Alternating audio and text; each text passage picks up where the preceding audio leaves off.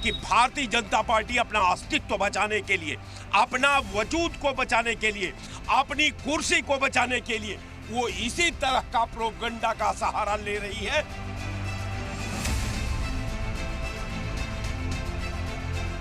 देश में जो टेक्निकल जो चल रहा है कि आप लोग रिमोट से देश को चला रहे हैं, वो चीज़ नहीं चल पाएगा। उत्तर प्रदेश में पॉपुलेशन कंट्रोल और डेमोग्राफिक बैलेंस को लेकर एक बार फिर से बहस तेज होती नजर आ रही है। राम राज्य यूपी की राजधानी लखनऊ की सरोजनी नगर सीट से बीजेपी एमएलए राजेश्वर सिंह ने इस बहस को आगे बढ़ाते हुए रियासत में एरिया वाइज डेमोग्राफिक पॉलिसी नाफिज करने की मांग की है। ईडी के साबिक ऑफिसर और सुप्रीम कोर्ट के वकील रहे राजेश्वर सिंह ने इस मामले में सीएम योगी आदित्यनाथ को बाकायदा एक खत लिखा है। इसमें उन्होंने रियासत में हिंदू और मुस्लिम आबादी के आंकड़ों में कंपैरेटिव इम्बैलेंस को लेकर अपनी फिक्र जाहिर की। बीजेपी के एमएलए राजेश्वर सिंह ने अपने खत में 1951 और 2011 के सेंसेक्स के आंकड़ों का हवाला देते हुए एक संगीन दावा किया। उन्होंने कहा, गुज़िश्ता 6 दहाइयों में रियासत में हिंदू आबादी में 5% की गिरावट आई है, जबकि मुस्लिम आबादी में उतना ही 5% का इजाफा दर्ज किया गया। एमएलए का साफ कहना है कि उत्तर प्रदेश हिंदुस्तान के डेमोग्राफिक बैलेंस के सेंटर में है और अगर ये तवाजुन बिगड़ा तो इससे समाजी हम आहंगी और तरक्की दोनों को भारी नुकसान पहुंचेगा। राजेश्वर सिंह की मांग पर समाजवादी पार्टी के तर्जुमान आजम खान ने बीजेपी पर पलटवार करते हुए कहा कि चुनाव का वक्त करीब है, ऐसे में बीजेपी के सभी leader Hindu Muslim population control जैसी चीजों की बातें कर रहे हैं। इसमें कोई दो राय नहीं है। जो भाजपा का कोर एजेंडा है हिंदू मुस्लिम नफरत सांप्रदायिकता, उसी को आगे बढ़ाने की कोशिश कर रहे हैं विधायक राजेश्वर सिंह जी। जनसंख्या के जो आंकड़े हैं उसमें मुसलमानों की प्रजनन दर 2.3 है और हिंदू प्रजनन दर 1.96 है। तो प्रजनन दर में तो कोई बहुत बड़ा अंतर नहीं है कि मुस्लिम आबादी बढ़ रही है, बल्कि मुसलमानों का प्रजनन दर ऊपर से बहुत कम हुआ है। तो पढ़े लिखे विधायक हैं, उन्हें ऐसी बातें करनी चाहिए जो लोगों को समझ में आए। इस तरह की बातें बिल्कुल ना करें जो ध्रुवीकरण का एजेंडा चलाए, जो सांप्रदायिक एजेंडा को बल दे। इस तरह की बात एक पढ़े लिखे विधायक को नहीं करनी चाहिए। एमएलए राजेश्वर सिंह के मुताबिक साल 1951 की मर्दमशुमारी में हिंदू आबादी 84.4% और मुस्लिम आबादी 14% थी। वहीं साल 2011 में ये फर्क 79.7% और 19.3% हो गया। कई अजला में मुस्लिम आबादी की हालत ज्यादा इम्बैलेंस है। इसमें रामपुर 50.6%, संभल 56%, मुरादाबाद 47% और मऊ आजमगढ़ में 50% के करीब पहुंच चुका है। सीएम को दी गई तजवीज़ में उन्होंने हर जिले को ग्रीन, अंबर, रेड कैटेगरी में तकसीम कर इलाकेवार पॉलिसी नाफिज करने की सिफारिश की। कांग्रेस के तर्जुमान हम्माद वहीद ने भी बीजेपी पर निशाना साधते हुए कहा कि जैसे जैसे इलेक्शन नजदीक आएंगे इस तरह की बयानबाजियां आती रहेंगी। देखिए, जैसे जैसे इलेक्शन करीब आएंगे इस प्रकार की बयानबाजी, भाषणबाजी का दौर शुरू किया जाएगा, क्योंकि प्रदेश की जो सरकार है उसके पास विकास का कोई एजेंडा नहीं। माननीय विधायक राजेश्वर सिंह जी का जो स्टेटमेंट आया है डेमोग्राफिक इम्बैलेंस को लेकर, ये केवल भ्रमित करने वाला बयान है। माननीय विधायक जी को अपने क्षेत्र की तरफ ध्यान केंद्रित करना चाहिए कि किस प्रकार की वहाँ की सड़कों की दयनीय स्थिति है। नादरगंज की सड़क की बात कर लीजिए, क्योंकि प्रदेश की जो जनता है उसे विकास चाहिए, सड़क सुरक्षा और रोजगार चाहिए, न कि इस प्रकार के भ्रमित करने वाले बयान। हालांकि बीजेपी एमएलए राजेश्वर सिंह ने अपने खत में साफ किया कि तजवीज़ किसी खास समाज के खिलाफ नहीं, बल्कि इसका मकसद एक तालीम याफ्ता, इंसाफ पसंद और हम आहंग उत्तर प्रदेश बनाना है। राजेश्वर सिंह का कहना है कि एरिया वाइज डेमोग्राफिक पॉलिसी का मकसद तालीम, सेहत, खानदानी मनसूबाबंदी और हिजरत के इंतजाम जैसे शोबों में टारगेटेड मुदाखलत कर balance population growth, women's empowerment and social harmony को यकीनी बनाना है। एमएलए राजेश्वर सिंह के बयान पर लखनऊ की आम आवाम भी बीजेपी पर निशाना साध रही है। लोग कहते हैं कि बच्चा हमारे इच्छा से नहीं पैदा होता, ये एक कुदरत का बनाया हुआ सिस्टम है। यहाँ तो बच्चा के लिए लोग जिंदगी भर पत्थर पूछते पूछते खत्म हो जाते हैं। एक कुल में कोई केवड़ा भी नहीं पैदा कर पाते। तो कहने का मेरा मतलब जो जिसको कुदरत देती है वो कुदरत के दिए हुए फैसले का, कुदरत के दिए हुए अमानत का वो आत्मसात करता है और आत्मसात करने के बाद अपने जो है उसने भौगोलिक, सामाजिक और आर्थिक स्थिति का वो निर्माण करता है। बिल्कुल जब ये लोग बोलेंगे ये सांप्रदायिकता से दूर अपने को जिंदा नहीं रह सकते। जिस व्यक्ति की जमीन स्वतः खत्म हो जाती है वो केवल अपना जो है केवल निगेटिव पहलुओं का आत्मदर्शन करता है और निगेटिव पहलुओं को अपने सामाजिक पटल पर रख करके उसको मनवाने के लिए सिस्टम में बाध्य करता है। एक ही कारण है, भारतीय जनता पार्टी का जो तामझाम है, तम्मू है, अब वो बिहार से उखड़ने वाला है। अब बिहार से उखड़ने के बाद 15 दिन भी नहीं लगेगा, दिल्ली का तम्मू भी एकदम खतरे में नजर आ रहा है। तो निश्चित तौर पर मैं मानता हूं कि भारतीय जनता पार्टी अपना अस्तित्व बचाने के लिए, अपना वजूद को बचाने के लिए, अपनी कुर्सी को बचाने के लिए वो इसी तरह का प्रोपगंडा का सहारा ले रही है और अपने को पाक साफ कर रही है। जनसंख्या नियंत्रण, अरे अनुपात उठाकर देख लीजिए आज़ादी से लेकर के अब तक कि कितना हिंदुओं की आबादी है, कितने मुस्लिम का आबादी है, कितने ईसाई का आबादी है, कितनी पारसी का आबादी है। केवल ये बकवास है। देश में जो टेक्निकल जो चल रहा है कि आप लोग रिमोट से देश को चला रहे हैं, वो चीज़ नहीं चल पाएगा। ये टेक्निक चीज़ है, कुदरत की बनाई हुई चीज़ है। ये क्या रोकने लायक है? आप रोक लेंगे? हैं? ये सवाल इनका बिल्कुल हमारे समझ से तो बिल्कुल ठीक नहीं है। टेक्निकल नहीं कि आप लोगों ने रिमोट से देश चलाना चाह रहे हैं। ऐसा कहाँ से हो पाएगा? कुदरत को आप तोड़ देंगे, ख़त्म कर लेंगे? ये बनाई हुई चीज़ों को कोई रोक नहीं पाएगा। आप अपने जनरल के हिसाब से आप कैसे उसको बरकाना है या रोकना है, रुक सकता है, लेकिन आप कानून से नहीं रोक पाएंगे। बीजेपी एमएलए राजेश्वर सिंह की मांग पर यह समझना जरूरी है कि आखिर यूपी में ये आबादी वाला खेल है क्या। तो दरअसल 2001 के सेंसस के मुताबिक यूपी में 80.61% हिंदू आबादी और 18.50% मुस्लिम आबादी थी। 10 साल बाद 2011 में मर्दमशुमारी हुई। इसके मुताबिक रियासत में हिंदू आबादी 79.73% हो गई, जबकि मुस्लिम आबादी 19.26% हो गई। इस तरह 2001 से 2011 के 10 साल में यूपी में हिंदुओं की आबादी 1.4% घट गई।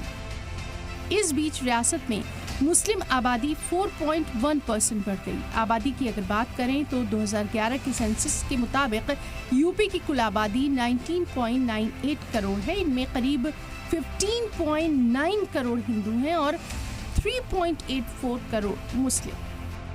जिस तरह से बीजेपी के विधायक राजेश्वर सिंह ने जनसंख्या कंट्रोल के लिए यूपी के सीएम योगी आदित्यनाथ को एरिया वाइज डेमोग्राफी पॉलिसी बनाने के लिए एक पत्र लिखा है। इसको लेकर विपक्ष भी हमलावर हो गया है। समाजवादी पार्टी और कांग्रेस ने साफ तौर पर बीजेपी के नेताओं को घेरा है और कहा है कि 2027 चुनाव से पहले बीजेपी के विधायक फिर से हिंदू मुस्लिम करने लगे हैं। ऐसे में हिंदुओं की आबादी कम, मुस्लिमों की आबादी ज़्यादा हो रही है। इससे कहीं ना कहीं चुनाव में बीजेपी फायदा लेने के लिए हिंदुओं का ध्रुवीकरण कर रही है।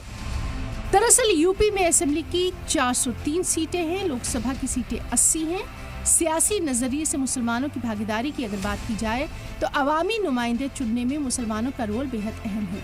यानी किसी उम्मीदवार की हार और जीत में मुसलमानों की आबादी बेहद अहम रोल निभाती है। यूपी के करीब 15 अजला में मुसलमानों की आबादी 30% से ज्यादा है। यही वजह है कि रियासत में इन्हें लेकर वोट बैंक की सियासत भी होती है।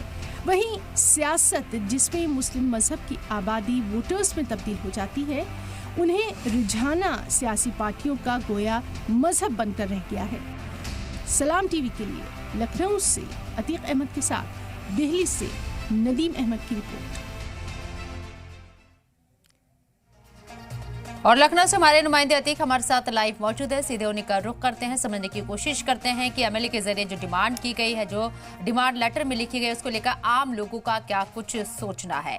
अतीक, आपसे जानने की कोशिश करेंगे, एरिया वाइज डेमोग्राफिक पॉलिसी पूरी डिटेल में क्या लोग इसे समझ पा रहे हैं, और अगर समझ पा रहे हैं तो उनका क्या रिएक्शन है? बिल्कुल, देखिए राजा सिंह ने जिस तरह से पत्र लिखा है कि जनसंख्या कंट्रोल करने के लिए एरिया वाइड डेमोग्राफिक पॉलिसी लागू करनी चाहिए, इसको लेकर जो पब्लिक है, जनता है, उनसे बात करते हैं और समझते हैं कि क्या आपको लगता है कि राजा सिंह ने एक पत्र लिखा है सीएम को और कहा है कि जनसंख्या कंट्रोल के लिए एरिया वाइज डेमोग्राफिक पॉलिसी लागू करनी चाहिए। उन्होंने ये भी तर्क दिया है कि 1951 और 2011 में जो जनसंख्या जनगणना रिपोर्ट आई थी, उसमें जो हिंदुओं की आबादी है वो घट गई है, मुस्लिम की आबादी बढ़ गई है, ये उन्होंने कहा है। नहीं, देखिए ऐसा नहीं। देखिए जो पढ़े सब शिक्षित अब मॉडर्न भी हैं और हिंदू भी हैं, और जनसंख्या पे सभी लोग उसका पालन कर रहे हैं, तो इसमें ना हिंदू भी कर रहा है, मुसलमान भी कर रहा है, इस पर कोई टिप्पणी नहीं होनी चाहिए। आपसे बात कर लेते हैं। उन्होंने ये भी कहा है कि अगर ये लागू कर दिया जाएगा तो 2 बच्चे जिनके होंगे उन्हीं को सरकारी नौकरी मिलेगी, 2 बच्चे जिनको होंगे उन्हीं को सरकारी योजनाएं मिलेंगी, इसको लागू करना जरूरी है, जनसंख्या कंट्रोल करना बहुत जरूरी है। मगर ये तर्क जो दे दिया कि 5% आबादी हिंदुओं की कम हो गई, मुस्लिम की बढ़ गई, ये क्या जरूरी था? क्या लगता है? ये हमारे दो ये पहले से नियम बना हुआ है, ये कांग्रेस गवर्नमेंट में नियम बनाई थी।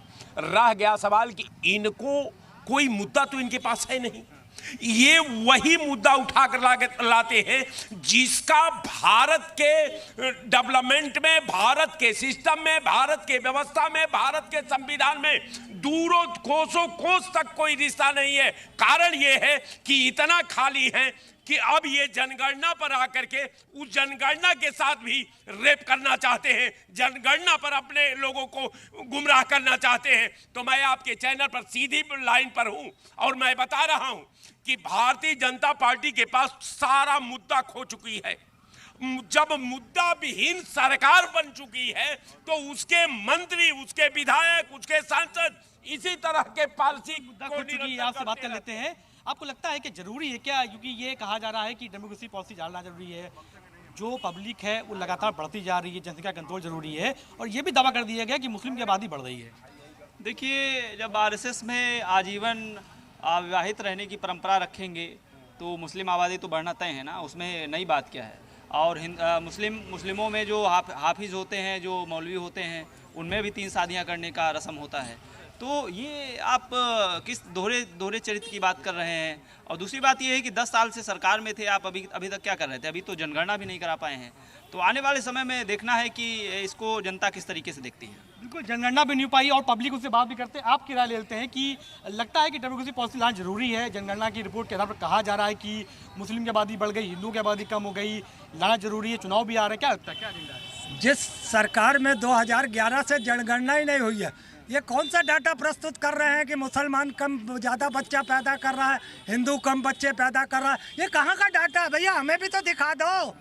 और 2 बच्चे करोगे तो ये सरकारी सुविधाएं, वो सुविधाएं।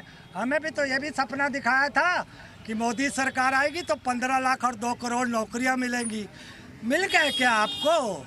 अतीक भाई, आपको मिल गए? आप भी तो चैनल चलाते हैं, आपको पता चला कि किसी जनता ने आपसे कहा कि हमें 2 करोड़ नौकरियां या 15 लाख मिल गया? तो ये डाटा कहाँ से जाता है?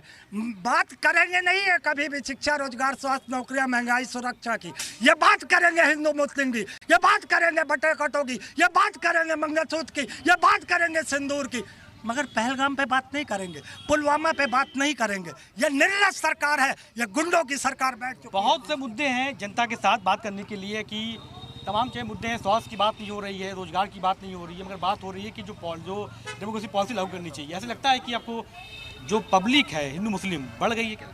देखिए, तो कुदरत का बनाया हुआ है, जब चाहेंगे घट जाएगी, जब चाहेंगे बढ़ जाएंगे। ताला की चीज़ नहीं कि घर की बंद कर देगा कोई, ये बनाया हुआ है, वो रहेगा, सदैव रहेगा, तब तो चलेगा। अगर मृत्यु नहीं होता तो जन्म कैसे होता?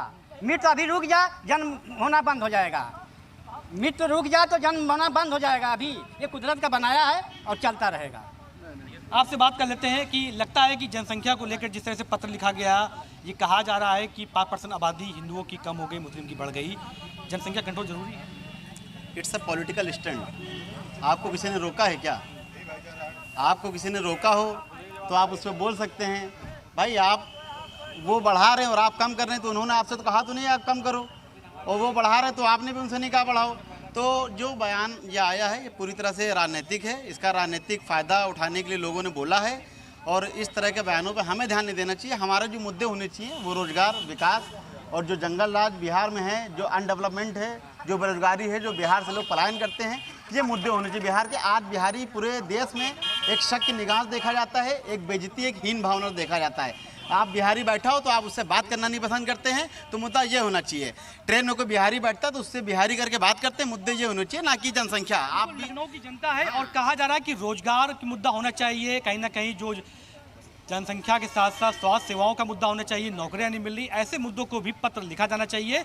जनसंख्या कंट्रोल के लिए जो पत्र लिखा गया है वो कहीं ना कहीं पॉलिटिकल स्टंट पब्लिक बता रही है। अतिक, आपसे ये भी समझने की कोशिश करेंगे, एमएलए के जरिए जो लेटर सीएम को लिखा गया है, क्या ये वोट बैंक की सियासत है, और अगर ये है तो किस हद तक फायदा पहुंच सकता है बीजेपी को? देखिए, लखनऊ की जनता से बात करें या जो विरोधी पॉलिटिकल पार्टियां हैं, जो विपक्ष है, उन्होंने साफ तौर पर तो यही बात कही है कि इस पत्र के पीछे 2027 चुनाव आने वाला है और पॉलिटिकल एजेंडा है जिसे हिंदुओं की जनसंख्या को लेकर डराया जाए और उनका वोट लिया जाए। मगर पब्लिक से इस पर बात भी कर लेते हैं। आपको लगता है कि जो पत्र लिखा है सीएम को कि जो आबादी हिंदुओं की घट रही है, मुस्लिम की बढ़ रही है, ये वाकई में ऐसा है या पॉलिटिकल स्टंट है? देखिए, ये एक तरह से पॉलिटिकल स्टंट भी है और धरातल पर भी ये थोड़ा सा चिंतनीय विषय है। इस पर चर्चा होनी चाहिए और इस पर विचार भी करना चाहिए। देखिए, हिंदुओं की जनसंख्या घटने का वजह ये है कि थोड़ा सा हिंदू जो है जितना कमाता है उसी हिसाब से अपने परिवार को लेकर चलता है।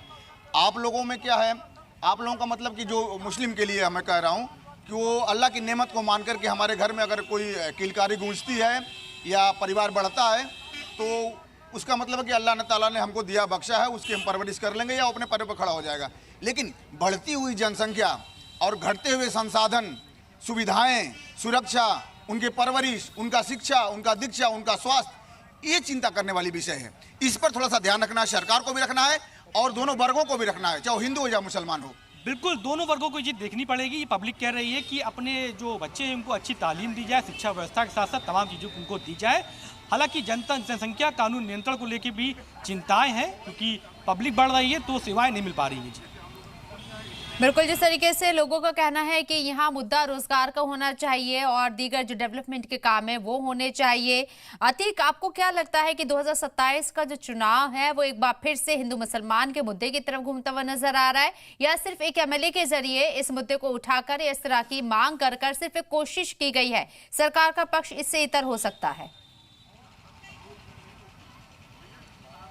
देखिए, अभी फिलहाल जो है 2025 चल रहा है, 26 आने के बाद जो है चुनाव स्टार्ट होगा, तैयारियां शुरू हो चुकी है। मगर जो विपक्ष की बात कर, समाजवादी पार्टी की बात करी, उनसे जो सवाल पूछा गया, कांग्रेस से पूछा गया, तो उन्होंने कहा कि पॉलिटिकल स्टंट है, 27 चुनाव से पहले तैयारी की जा रही है। बीजेपी के जितने नेता होते हैं वो हिंदू मुस्लिम करते हैं और इसी के दम पर चुनाव बीजेपी जीतती है।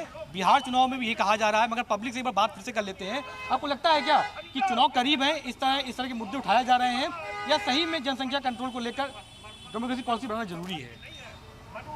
देखिए, जब भारत पाकिस्तान बंटवारा हुआ था, पाकिस्तान में हिंदू 15 से 20% थे, वहाँ 1% नहीं है। और भारत और पाकिस्तान में जब बंटवारा हुआ तो 5% थे, इस समय 20% है।